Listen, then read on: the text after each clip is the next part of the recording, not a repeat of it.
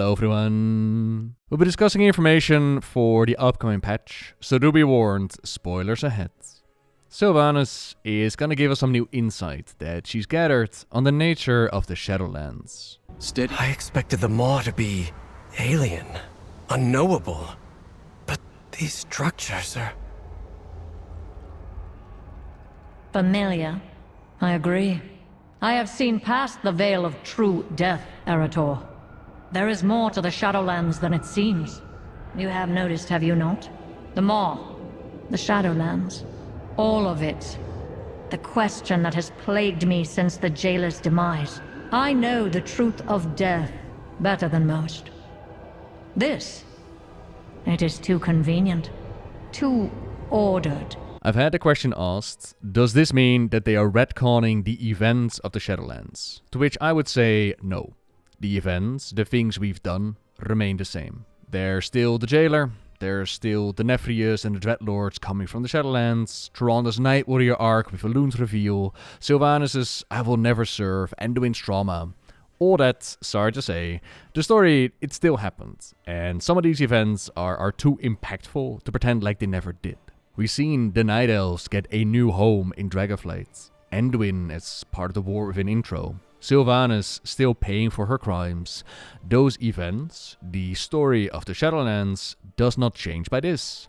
But it does recontextualizes what the Shadowlands that we've seen is, with a potential of incorporated into upcoming storytelling. But most of all, it could bring back the mystery of what it means to die in Warcraft. Beyond the veil lies the Shadowlands, where every soul has its place. A refresher on what we learned with the Shadowlands and this system of death. When a mortal dies, they get picked up by the Kyrian and brought over to Oribos for judgments. The Arbiter analyzes the soul and judges based upon the morality of where it came from. They are then assigned to one of the near infinite realms that the Shadowlands holds. Some of the examples we've seen would be, if you've been bad in life, you need punishment, you need to repent, you go to Revendreth. You lived in service to others, you might find yourself in Bastion. Are more connected to nature, like a druid or a ranger, Ardenweald would be for you. A near infinite amount of places where the souls could go. And if there is no fitting domain as of yet, Xe'ra of Mortis will make a new one that does. The souls generate anima, the power source that the Shadowlands runs on, and in the domains we've seen, souls often get put back to work. Like Revendreth's punishment generates anima, but those repentant sinners could choose to become punishers themselves. Ardenweald needs tenders for their groves. Bastion needs Kyrians to run their operations and gather the souls. Maldraxxus is the standing army, the mighty houses that keep on fighting with one another. A big old self-sustaining system linked to beings called the First Ones. Mythical beings that we haven't met yet, but they have been mentioned by multiple sources. Not just mentioned by Blizzard, not just mentioned from beings or research in the domain of death. They've also been mentioned from the domain of order, in a report written by Keeper Odin. Third, do not share knowledge of the First Ones. Mortals could not conceive of the wonders that the Makers granted to the Titans in Xerath Ordis. Thus, learning of the progenitors would only confuse them. It is enough that mortals know the Titans brought order to the cosmos, and that they are owed deference. From that, we can conclude that the First Ones are not the same as the Titans, and more research from the domain of death, it suggests that the First Ones, they might have been responsible for bringing order to the Warcraft universe, bringing order to the cosmic forces, or perhaps even be the source of the cosmic forces, who is to say. They have a design, and mortal souls are part of that design. They have the ability to calculate probability and predict certain things to happen. Now, I have an interview up with Steve the Newser where we talked about this concept as well, and it was never their intent to have the First Ones give a set-in-stone, predestined life to these mortal souls. So it's a matter of story intent versus story execution and what we see in the game. All the same, the First Ones have their grand design, the system of the Shadowlands. Souls are sorted neatly in their houses, but then there is Zovaal. Beyond the veil lies darkness. where every soul has its place.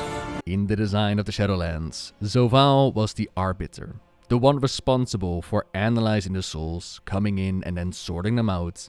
The next bit, I'll quote from the Chronicles. As part of that duty, he experienced everything a soul had undergone in life.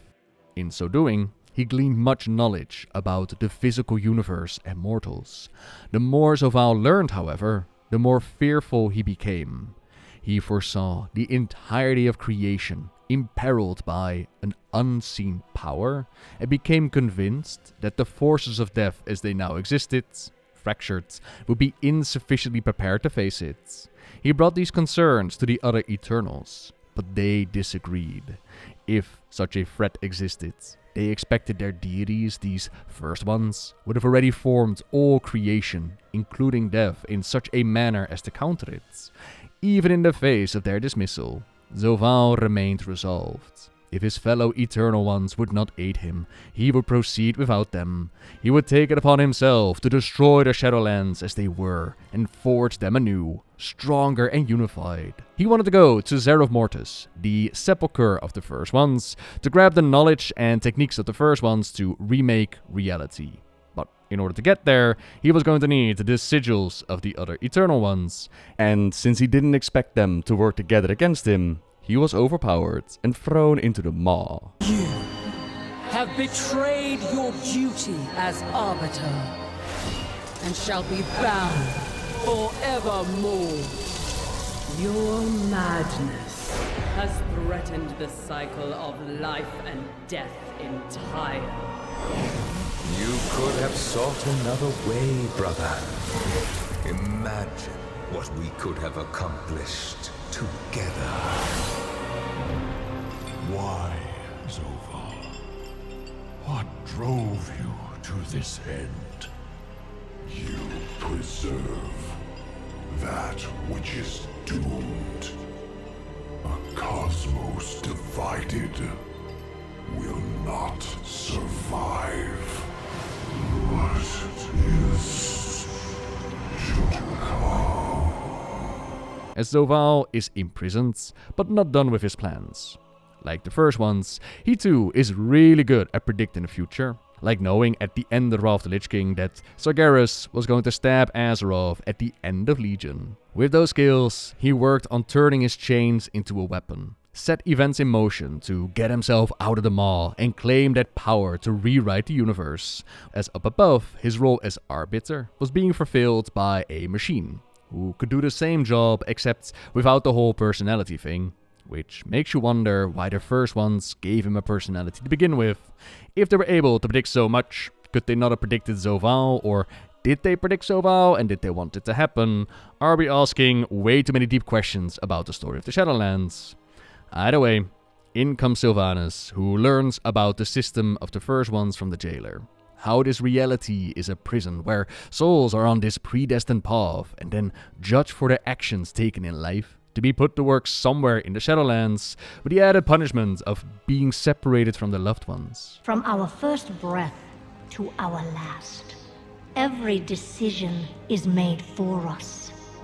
Then, the afterlife decides what eternity we must endure.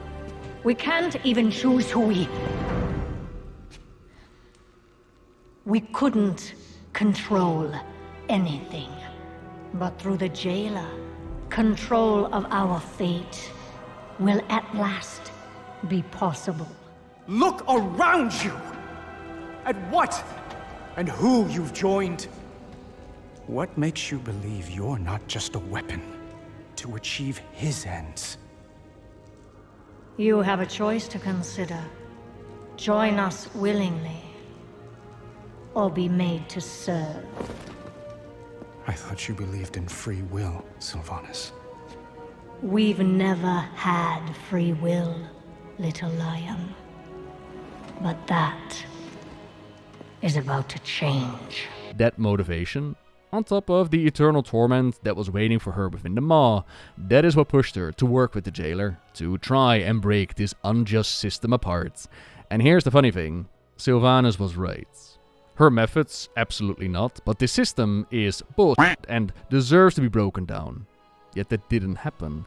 During the Shadowlands, we merely learned about the system, and we returned everything to the way that it was. The Arbiter has been replaced by Pelagos, who might now not send souls down to the Maw, which is nice, but they're still getting judged and sorted on a somewhat predestined life. The system of the Shadowlands, which has been operating since the dawn of time as far as we know, it is still in place. But perhaps that is something that's going to change. The question that has plagued me since the jailer's demise. I know the truth of death better than most. This, it is too convenient, too ordered.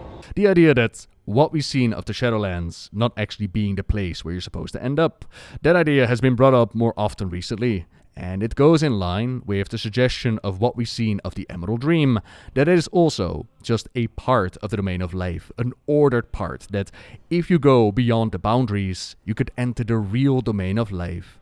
But that's more recently added with Dragonflight. Even during the Shadowlands itself, there was speculation on, is this really the Shadowlands, the real afterlives? There was traveling through the in-between, and wondering, is the in-between supposed to be the actual domain? NPCs mentioning that there was a time before the arrival of the Winter Queen. Some lore books from the Maw suggesting the same thing, but we just kept the Eternal Ones operational. Even with people wondering about the Primus being the true mastermind behind the jailer. We closed the door on the afterlife without really changing anything in this flawed system. But now they seem to want to jump into this idea again, that there is actually more to it, and personally, I'm a big fan of it, because it will bring back the mystery of what it means to die in Warcraft. Knowing so much about the afterlife, knowledge that has made its way into the general public, as they now use terms like the Maw, it should have had major implications on the mortals of Azeroth, and keeping some things a mystery in the story, like what is the afterlife like, it's just more enjoyable. In my opinion, of course. Now I do wonder where they then want to take this, because it seems like they're going for the idea that the Shadowlands was ordered. And we know that in The Last Titan, we're going to see the return of the Titans. Titans that want the world soul of Azeroth to bring even more order to everything. Would it make sense for them to have ordered the Shadowlands as well? If so, for what purpose? And if so, how does that work with the knowledge of the first ones? Do they even want to incorporate this going forward, considering the damage that the story of the Shadowlands has done? Or is this a one-off line to open up the mystery of what is the true afterlife supposed to be? Time is going to tell. But now you're up to speed on what we had and what information we've gotten. So thank you very much for watching, everyone. Let me know what you're thinking in the comments down below. And until next time, see ya!